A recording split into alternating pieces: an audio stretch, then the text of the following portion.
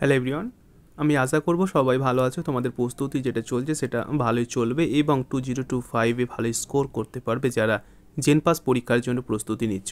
আমি তোমাদেরকে ইংলিশের যে পুরো গাইডলাইন বা পুরো রোড ম্যাপ বলেছিলাম তার বেশ কিছু ইম্পর্টেন্ট টপিকগুলো তোমাদের সঙ্গে শেয়ার করব।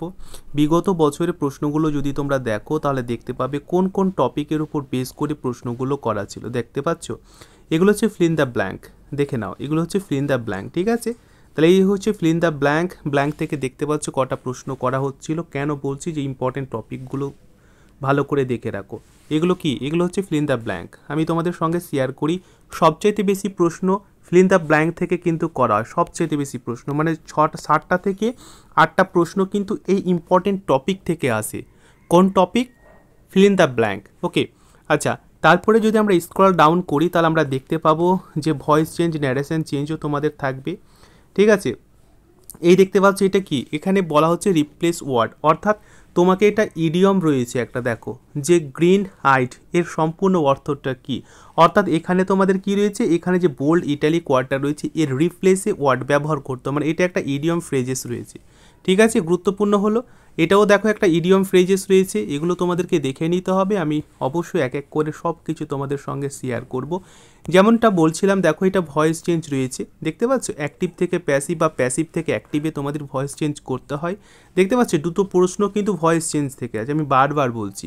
Narration change, voice change, feel in the blank, এই কয়েকটা হাতে গোনা টপিক কভারেজ যদি তুমি করতে পারো তাহলে আমি কেন জোর গলায় বলছি যে পরীক্ষা অবশ্যই এই টপিক থেকে প্রশ্ন হবে। এটা কি? এটা বলো। এটা হচ্ছে ন্যারেশন চেঞ্জ। দেখতে পাচ্ছ ডাইরেক্ট থেকে ইনডাইরেক্ট বা ইনডাইরেক্ট থেকে ডাইরেক্ট চেঞ্জ করতে হয়, ঠিক আছে? এটা কিসে? এটা দেখতে পাচ্ছি ইন্টারোগেটিভে রয়েছে। ওকে, দ্য ম্যানেজার সেট, এগুলো একদম চুটকিটে তোমরা করে নিতে পারবে যদি নিয়মিত আমার ক্লাসগুলো ফোকাস করো, কোনো বই না কিনে, কোনো টিউশন না পড়ে, ঠিক আছে?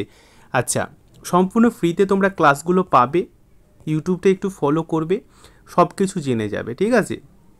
এখানে তোমার এরর রয়েছে, অর্থাৎ কোনটা এরর রয়েছে, সেন্টেন্স যে এরর থাকে, বা এখানে দেখো যে গ্রামাটিক্যাল রং, অর্থাৎ গ্রামাটিক্যাল রং, এটা তোমাকে কিন্তু ফাইন্ড করতে হবে যে কোনটা তোমাদের এখানে রং আছে, ঠিক আছে? Maya is my elder sister, Ashok is two years younger to me, এইসব যে তোমাদের সেন্টেন্স রয়েছে অনেকে বুঝতে পারো, অনেকে বুঝতে পারো না। যারা বুঝতে পারো না তাদের ক্ষেত্রে আমি বলছি যে নিয়মিত ক্লাস ফোকাস করো, দেখবে খুব সহজে তোমাদের মনে থাকবে সব কিছু। গ্রামাটিক্যাল দেখো রং থেকে দুটো প্রশ্ন ছিল, বুঝতে পারছো? তাহলে আমি আবারও দেখো এখানে একটা কি ইম্পর্টেন্ট টপিক রয়েছে যে সেন্টেন্স অ্যারেঞ্জমেন্ট, বা যেটাকে প্যারা সেন্টেন্স বলা হয় বা জাম্পিং সেন্টেন্স বলা হয়। এখানে দেখো 1 নম্বরে সেন্টেন্স থাকবে স্টার্ট, এটা হচ্ছে তোমাদের তার মধ্যে থেকে তোমাদের PQRSকে মানে অ্যারেঞ্জ করতে হবে যে প্রথমে কোনটা বসবে। এরও কিছু কিছু রুলস রয়েছে, ঠিক আছে? এই রুলসটা যদি তুমি ভালো করে ফোকাস করো, যে রুলসটা আমি তোমাদেরকে করাবো, 1 সেকেন্ডও সময় লাগবে না। যারা মানে করতে না জানো কোনো চাপ নেই, রুলস মনে রাখবে, রুলসের উপর বেস করে তোমরা করতে পারো, কোনো মানে দরকার নেই, বুঝতে পারছো? তো অবশ্য আমি তোমাদেরকে বলে দিলাম কয়েকটা ইম্পর্টেন্ট যে টপিক রয়েছে, সেই টপিকের উপর বেস করে প্রশ্ন প্রতি বছর হয়। 2025-এও তোমাদের ব্যতিক্রম যাবে না, সেই বছরও সেই সব টপিক থেকে প্রশ্ন থাকবে, যেমন narration change, voice change, feel in the blank, তোমাদের গ্রামাটিক্যাল যে সেন্টেন্স বা সঠিক কোনটা সেটা আসে। তারপর তোমাদের হচ্ছে যে প্যারা জাম্পিং, যেটা এই যে প্রশ্ন, এই যে টপিকটা রয়েছে, তাহলে এগুলো করো, দেখবে আমি তোমাদের আবারও বলছি যে 20 মার্কের মধ্যে অবশ্যই তোমরা 15+ স্কোর করতে পারবে। এর পরবর্তী ভিডিও আসবো আমি রিজনিংয়ের উপর বেস করে, যেখানে 20-র মধ্যে 20 তোমরা কি করে করতে পারবে, কোন কোন টপিকগুলোকে ফোকাস করবে। পরবর্তী ভিডিওর জন্য লাইক সাবস্ক্রাইব করে রাখো।